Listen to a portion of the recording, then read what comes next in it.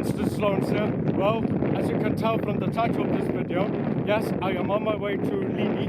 Why? Because today in Ligny they have a Napoleonic event. It's an event which commemorates the battle between Napoleon and Blucher, which happened in June, just a couple of weeks, or let's say days before the Battle of Waterloo. Ligny was a place which is Napoleon's last victory in his military career against any nation he has ever faced on the battlefield. And so this is where we're going today. The battle part of the 100 days campaign of Napoleon Bonaparte and against the Grand Alliance. And so yes, here we go, we're off to Ligny. Only if a gravel bike can go through this without a problem. Well, actually, so can I, because the bike I'm riding on is called a hybrid bike, so long as I'm very careful. Especially with this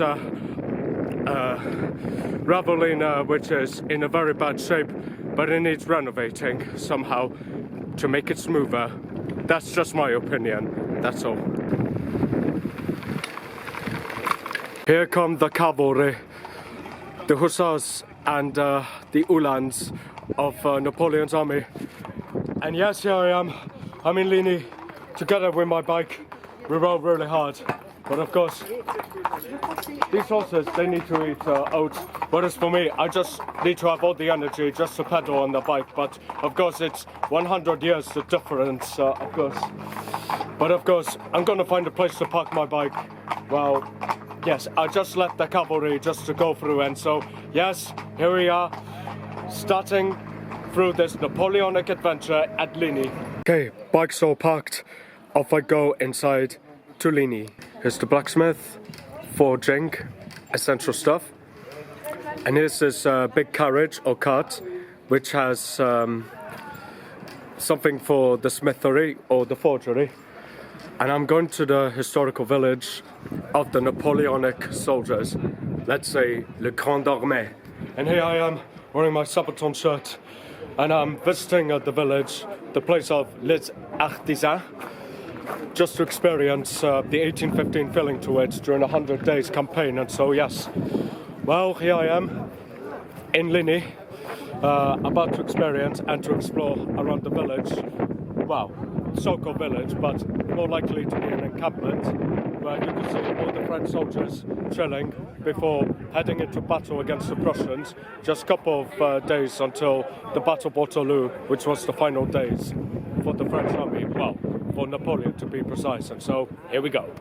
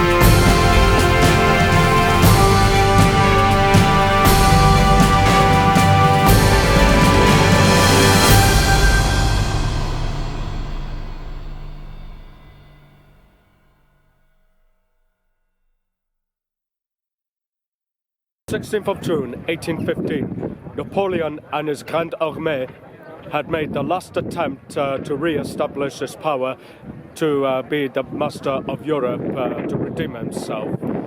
And that started a 100 Days campaign. And this alarmed a lot of nations around it, which includes the United Kingdom, the Austrian Empire, the Russian Empire, and especially Prussia and the United Kingdom of the Netherlands. So, Napoleon and his Grande Armée, or let's say Armee du Nord, marched onto the field of Ligny to face against Blucher. It was on this day, well, it was this battle that it was Napoleon's last ever victory in his military career against a common enemy in his way. And this was a couple of days before the battlefield of Waterloo, which met his demise. And while we're here today, just to give you an idea, this is one of the field artillery used by Napoleon. Now, to begin with, Napoleon, when he was a young lieutenant, he was very talented of commanding the artillery. And he was a very talented artilleryman as well as a military strategist. And so, one of the preferred methods on the battlefield for what Napoleon used was the use of artillery. Using artillery and then using the column of French soldiers to attack soldiers who formed in lines. Let's say at the Battle of Leipzig, or let's say the battles across Europe, especially Marengo. But it was Ligny, which says to be the last battle of Napoleon, which it was the last attempt for Napoleon to re-establish himself before his demise. And so, as you can see, this is a 12-pounder cannon. This bucket underneath must have been some sort of cooling powder, so that one of those sticks they can actually put it in just to clean the bronze barrel of the cannon, because otherwise, by the time it overheats, they try to cool it down before they were able to load the cannons. But of course, the only disadvantage of cannons like this is through the terrain, especially with the very wet mud that Napoleon has to, well, the Grande Armée has to put all the cannons through all the mud and terrain. And the other disadvantage is that with the rate of the fire, the accuracy of the fire, the cannonballs did not have the power to jump, or let's say just to bounce as far as friction goes. Because of the mud, the cannonballs cannot reach to have its effects. But you might let me know in the comments whether you are an expert on this, because I'm just here for a visit. But of course, this is to give you an idea of what was like during the Battle of Ligny.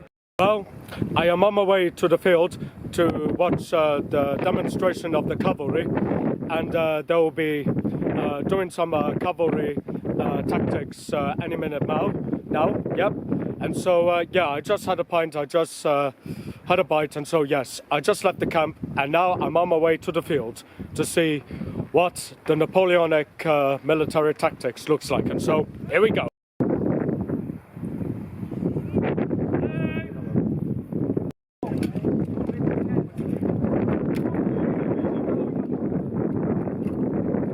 Here we are, we're at the French encampment, where all the soldiers were chilling and relaxing before the battle, the eve of the battle. Yep, you see all the muskets all lined up, and the pouches, you see the number 8.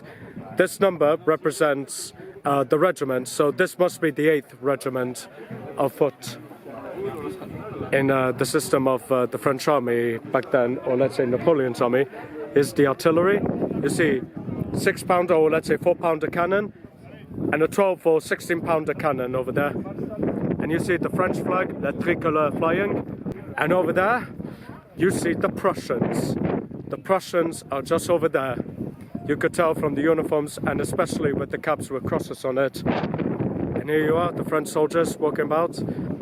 The Old Guard, or let's say the Imperial Guard, well, Old Guard for that matter, because they are the veterans of Napoleon. So, French camp on this side, the Prussians on the other side.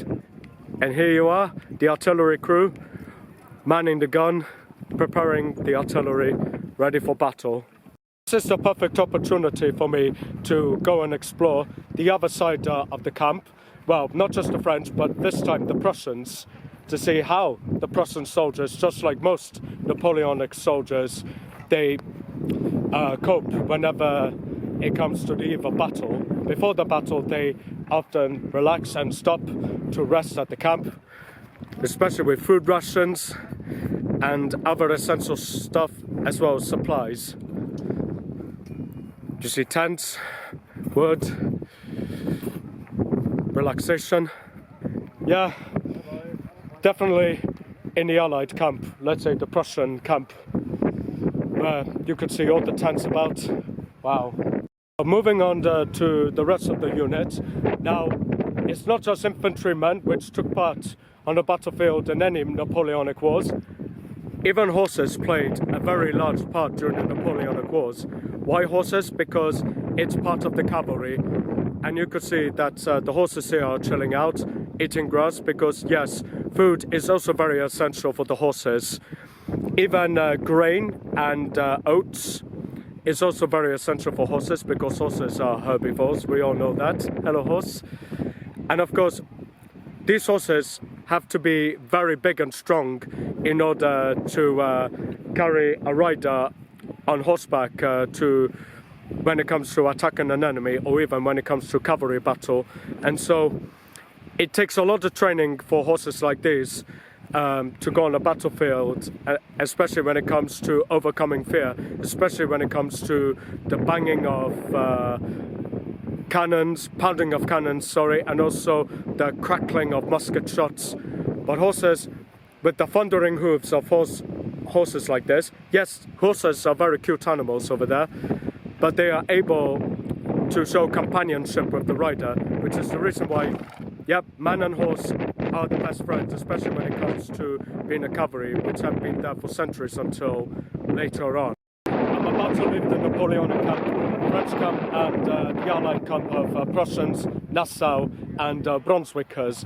Yeah, this camp over there where it has Prussia, they also have Nassau and Brunswick as well, and so yes.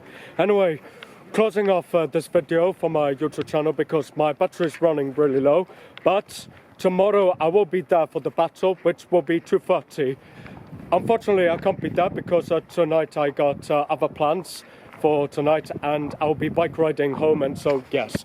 But tomorrow I will definitely come back to Ligny for the battle, so stay tuned tomorrow for the Battle of Ligny at 2:30 tomorrow on a Sunday. Thank you all very much, and hopefully you liked the video. Have a nice day.